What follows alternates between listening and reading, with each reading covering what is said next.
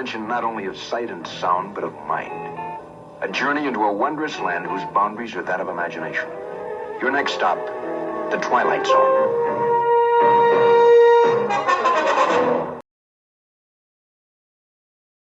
I have to answer that question. I'll answer the question. You want answers? I think I'm entitled. You want answers? I want the truth! You can't handle the truth! Son, we live in a world that has walls, and those walls have to be guarded by men with guns. Who's gonna do it? You? You, Lieutenant Weinberg? I have a greater responsibility than you can possibly fathom. You weep for Santiago and you curse the Marines. You have that luxury. You have the luxury of not knowing what I know, that Santiago's death, while tragic, probably saved lives, and my existence, while grotesque and incomprehensible to you, saves lives. You don't want the truth because deep down in places you don't talk about at parties, you want me on that wall. You need me on that wall. We use words like honor, code, loyalty. We use these words as the backbone of a life spent defending something. You use them as a punchline.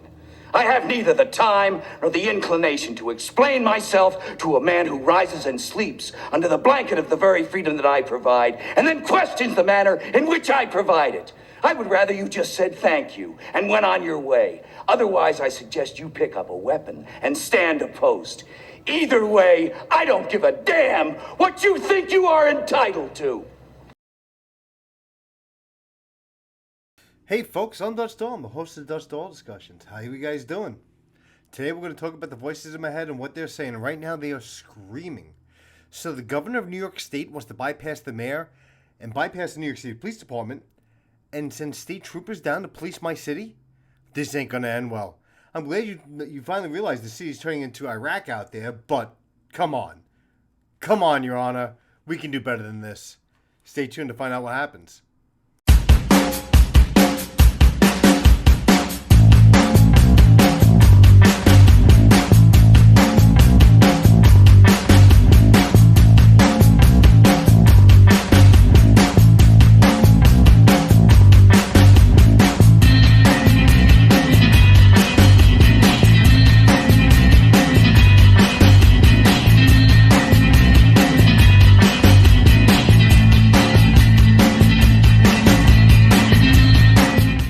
Well, Colonel Jessup, I am not going to argue that point. We need to keep people safe in this city, and we need to build a wall around it, and we need people with guns to guard that wall, to make sure the people that live in this city stay safe. But with City Hall handcuffing us, the New York City Police Department, higher echelon, bring the department to a slow halt, that's not happening. So the governor, Kathy Hochul, is sending state troopers down here. Staties, troopers, I want you to realize something. This is big city policing. This is nothing you've ever seen before. You're not rolling into a town and they're not going to listen. It's a different kind of environment. The New York City Police Department is well capable of policing its own city. But you need to get the guys at 1PP to get their heads out of their asses and let motherfucking cops do what motherfucking cops do. And cops are going to cop and troopers are going to troop. There's a difference. Now, I remember my first time stepping out of the transit district and a fight breaking out of Franklin and Cow Street on the corner, 10 feet away from the fucking district. And I thought to myself, Mom was right. Mama told me let's go. Mama told me let's go. That ain't the way that I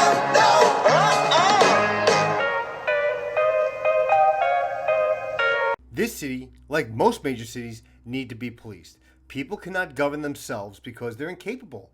They're incapable of resisting temptation and not committing a crime. So you need guys with guns to go out there to protect the innocent. It's that easy. Rules need to be enforced. And if you're not enforcing these rules, you have things like this going on.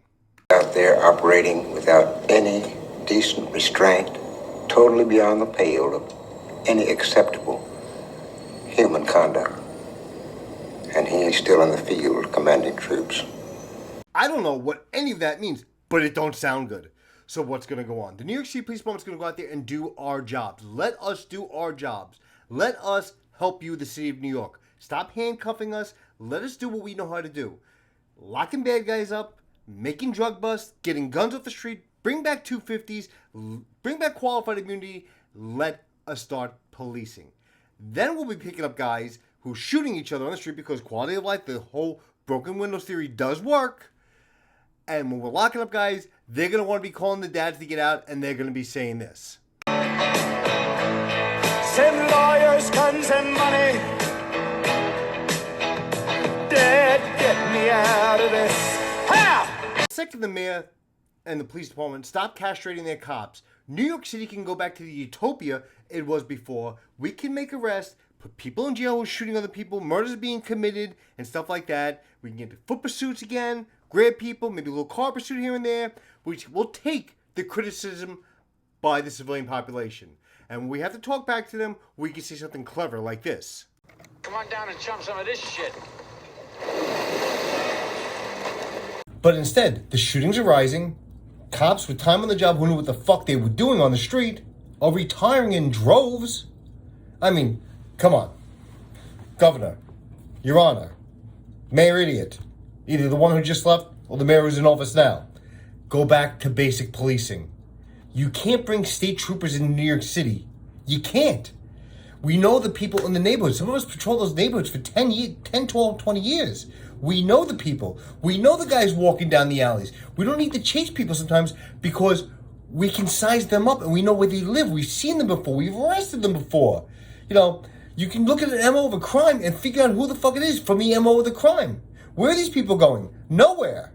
Guys are stumbling through the alley. Toorah-loo-rah-loo-rah. This guy takes a blunt object, fucking whack!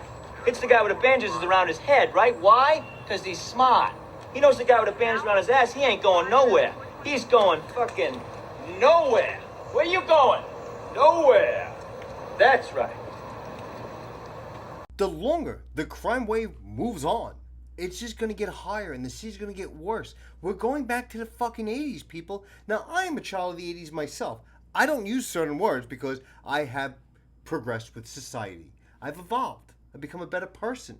Words I used to say back in the 80s, I can't use anymore. Words my grandfather used to say, my father used to say back in the 70s. I was born in 75, so I'm kind of a child of the 80s, the 70s, but more of the 80s because that's when I came into my own. Well, anyway, anybody can see there is nothing good on the horizon if we keep going in the direction we're going. You need hard policing, honest policing, policing with integrity. The NCO programs, even though I don't agree with the neighborhood coordinating officer, no neighborhood should have one coordinating officer. Everybody is working towards a common goal in a precinct, and that is to drop crime. Second common goal is get the next guy in the car next to you home in one piece without getting fucking shot. Because you know what? This week alone, we've had a patrol cop shot in the Bronx. Your patrol cop, blue and white, full uniform. He got shot in the Bronx. What the fuck did that cop do? The other day, we had a lieutenant shot in a search warrant. I listen, I had the radio on. I was listening to it. Well, I have the radio on constantly sometimes. And you hear 1013, you have an officer down. Thinking to myself, who was that? Listen a little bit longer. It's a narcotics portable. Okay, it's down on a narcotics portable. But it's 6 o'clock in the morning. What's narcotics doing at 6 o'clock in the morning? They're hitting a search warrant. They boomed the door. Guy went in with the shield, the ballistic shield, and he got fucking shot. Guy never dropped the shield. Dropped to his knee, brought the shield down, kept it straight. Shield behind him, came over top of him, and they went to work and they started shooting. Okay. Did they overreact? Fuck no. But the City Hall and the 1PP have handcuffed us so much, we don't even know when to return fire anymore. I mean, the guy could be shooting a fucking howitzer at us, and we're not going to return fire because we don't want to get crucified by the department, by the city, by the state. We have families. We want to get home to our families, but we want to provide for our families because this is a job. It's only a job. It's a brotherhood and a lifestyle. It's a culture. It's not a race. I'm not gonna hit the R button on this because people get fucking crazy with it. But you're blue. You're blue. You're a blue blood. I mean, I come from a cop family. You're blue. Nothing good is on the horizon right now. You got cops getting shot, and this is how it starts. People getting ballsy. People getting desperate, and crime is gonna keep creeping up. Our shootings are getting fucking insane right now. When I was in gang, We responded to every shooting, stabbing, homicide there was in the borough. And slowly, I watched the piles on people's desks get higher and higher and higher. It's one of the reasons I went back to suppression to chase idiots. But nothing good is coming over the horizon, people. If this keeps up, nothing good is coming over that hill.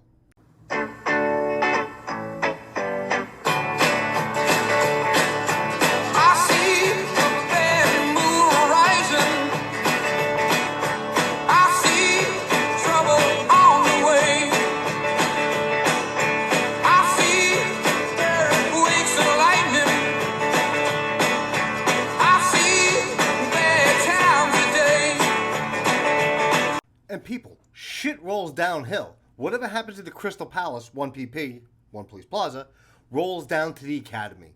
And the Academy goes there, and they start feeding these kids who are going to cops. They want to be cops. They want to go out there and do God's work. So they want to be cops. So they're eating it hand over fist, and they're believing the department's evolving into something better. You know what I say to that? Hey man, you've been eating retard sandwiches again. They are kids with the biggest bunch of education and bullshit that they can do, instead of pairing them up with senior cops who've done the job for years and know how to do it. They know what gets things done. They go out into the street thinking there's no limitations to this department. There is none.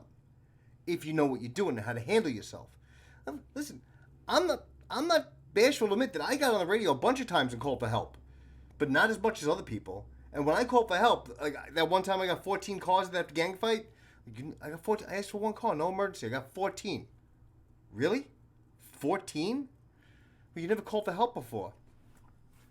That was straight out of fucking Running Scared with Billy Crystal and Gregory Hines. Great movie. But the department has to have its own limitations. The department's got to know its limitations, and these rookies got to know what the limitations are. You sending the rookies out into the street thinking they're going to do God's work and they're going to make a difference? Kids, get out of your mind. You're not going to make a difference. I thought I was going to make a difference, get on the street, and we were going to turn the world around. The machine just keeps rolling, and you go with the program. Nobody's asking you to do anything you don't want to do. You can always resign from the police department. Nobody's forcing you. We're just asking you to enforce the law, and we're asking you to enforce the law smartly.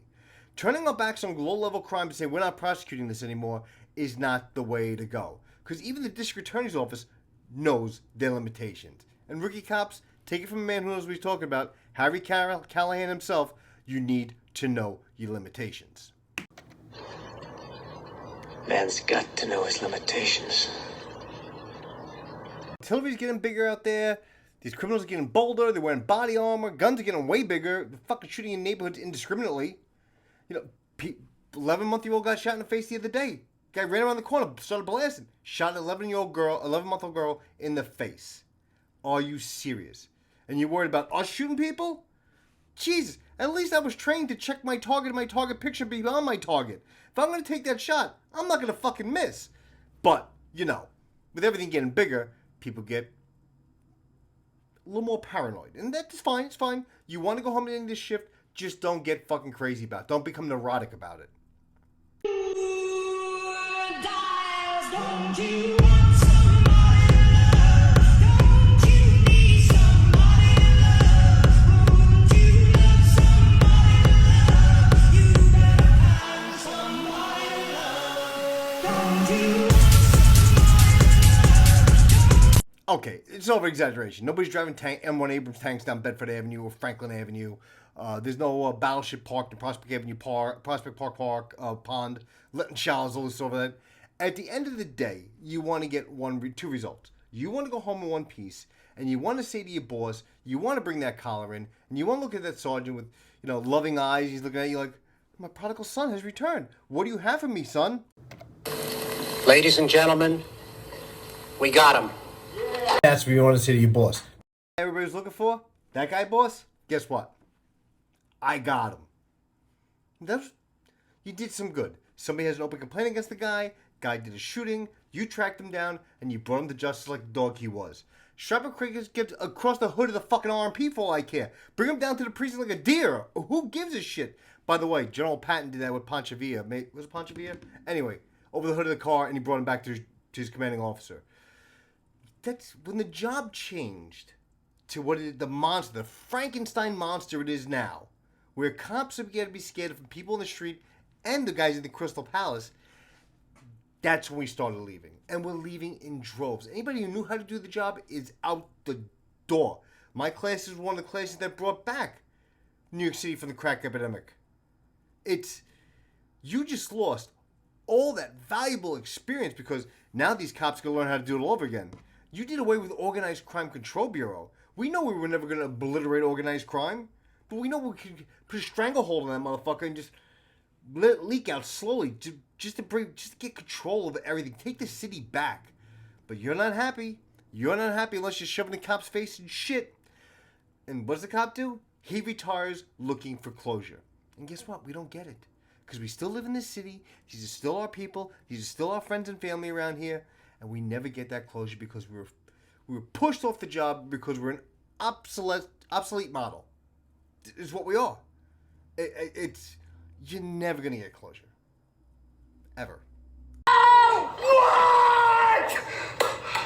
Where's my cat? I killed your cat, you druggy bitch. God, why? I felt it would bring closure to our relationship. You killed my... Your what? Why? Your... Huh? Your what, bitch? Oh, damn it. I'll shoot myself in the head. You can tell me that cat's name. Go ahead. Your what? Your precious little... Give me. Oh, Jesus. What color was it, bitch? Don't you fucking yell at it like that, you prick! Shit, your fat ass, Ravy. I can't buy a pack of smokes without running into 9 guys, you fucked. Anyway, folks, I went on my rant. It was pretty funny. I'll break it down for you later on, piece by piece. I mean, it is what it is. I'll be back next week, maybe a panel tonight. But remember, I'm Dutch Doyle. These are my discussions. Enjoy your weekend. Be safe. Don't let them take your life.